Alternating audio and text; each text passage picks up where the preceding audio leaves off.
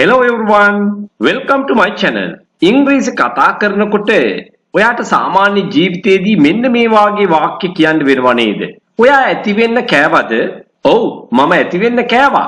තවත් සමහර වෙලාවට අපි කියනවා මම ඇති වෙන්න කෑවේ නෑ. ඔයා ඇති වෙන්න කන්නේ නෑනේ. ඒකනේ ඔයා ඔච්චර කෙට්ටු. මෙන්න මේ වාගේ දේවල් හරියටම ඉංග්‍රීසියෙන් කොහොමද කියන්න ඕනි කියලායි අද දවසේදී සාකච්ඡා කරන්නේ. ඉතින් සුපුරුදු විදිහටම පාඩමේ මුල ඉඳන් අවසානයේ දක්වා හොඳින් ශ්‍රවණය කරන අයට මේ සියල්ලම අඩු නැතුව ඉගෙන ගන්න හැකියාව තියෙනවා.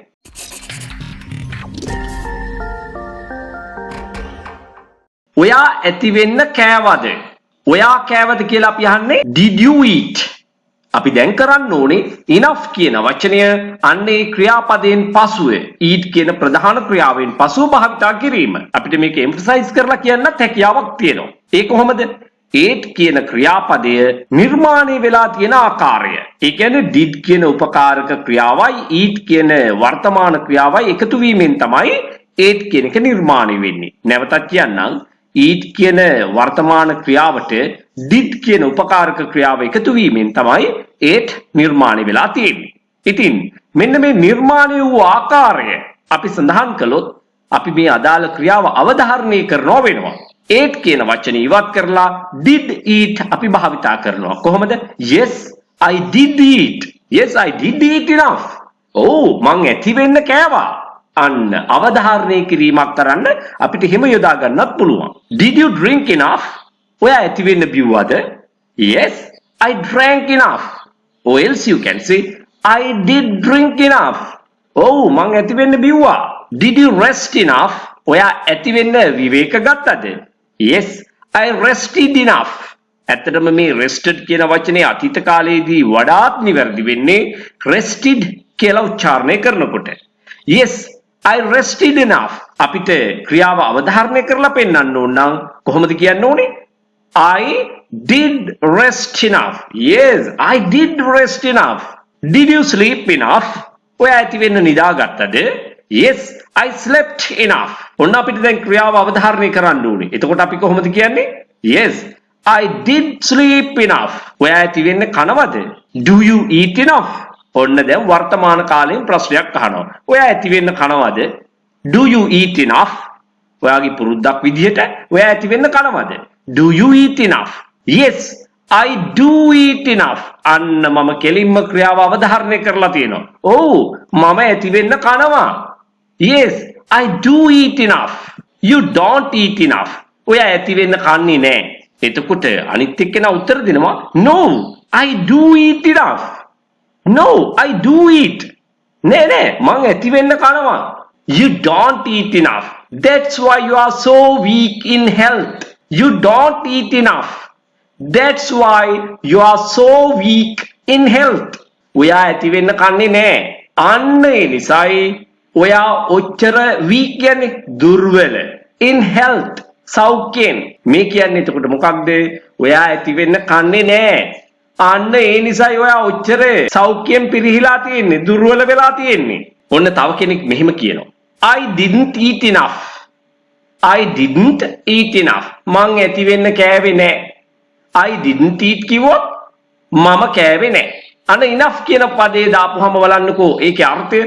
I didn't eat enough. මං ඇති වෙන්න කෑවේ නෑ. That's why I'm still hungry. That's why I'm still hungry. අන්න ඒකයි මට තාමත් බඩගිනි. මම ඇති වෙන්න කෑවේ නෑ. අන්න ඒ නිසායි මට තාමත් බඩගිනි. I didn't eat enough. That's why I'm still hungry. දැන් බලන්න එක වාක්‍යයක් අරගෙන අපි four forms නිර්මාණය කරලා බලමු. කොයිතරම් ප්‍රායෝගිකව මේක වැදගත්ද කියලා. You ate enough. ඔයා ඇති වෙන්න කෑවා. You didn't eat enough. ඔයා ඇති වෙන්න කෑවේ නෑ. Did you eat enough? ඔයා ඇති වෙන්න කෑවද? Didn't you eat enough? ඔයා ඇති වෙන්න කෑවේ නැද්ද? තව පාරක් බලමුද? You ate enough. ඔයා ඇති වෙන්න කෑවා. You didn't eat enough. ඔයා ඇති වෙන්න කෑවේ නෑ. Did you eat enough? ඔයා ඇති වෙන්න කෑවද? පුතා, did you eat enough? පුතා ඔයා ඇති වෙන්න කෑවද? Didn't you eat enough? ඔයා ඇති වෙන්න කෑවේ නැද්ද? You eat enough. ඔයා ඇති වෙන්න කනවා. Present simple. You eat enough. ඔයා ඇති වෙන්න කනවා. You don't eat enough. ඔයා ඇති වෙන්න කන්නේ නැහැ. ඔයා ඇති වෙන්න කනවද කියලා අහන්නේ කොහොමද එතකොට? Do you eat enough? Do you eat enough? ඔයා ඇති වෙන්න කන්නේ නැද්ද? Don't you eat enough? Don't you eat enough? ඉතින් මෙන්න මේ ආකාරයට enough කියන වචනය ක්‍රියාපද සමග ඔයාට භාවිතා කරන්න පුළුවන් ඇති වෙන්න ප්‍රමාණවත් වෙන්න කියන අර්ථය ලබා ගැනීම සඳහා. බොහොම කෙටියෙන් කිව්වොත් eat enough ඇති වෙන්න කන්න, ඇති වෙන්න කනවා, ඇති වෙන්න කන්න, ওই දෙකටම අපි කොහොමද කියන්නේ? eat enough. ඇති වෙන්න බොන්න, drink enough. ඇති වෙන්න සෙල්ලම් කරන්න, play enough. ඇති වෙන්න නිදා ගන්න, sleep enough. ඇති වෙන්න විනෝද වෙන්න, enjoy enough. එහෙමනම් මේ සියල්ල ප්‍රමාණවත් තරම් පුහුණු වෙන්න, practice enough. So that is what I have to say at the end of the program.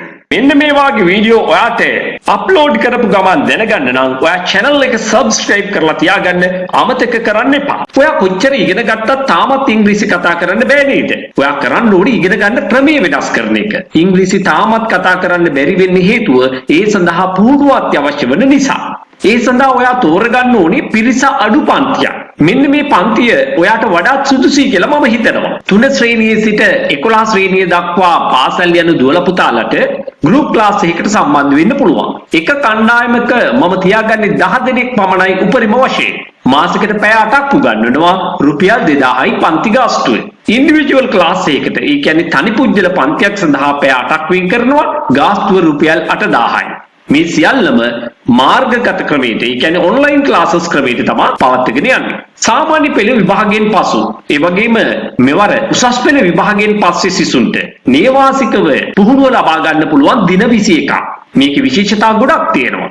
ආහාර පාන, නවාතැන් පහසුකම් සමග සම්පූර්ණ ගාස්තුව ඔයා ගෙවන්න ඕනේ රුපියල් 85000ක් පමණයි.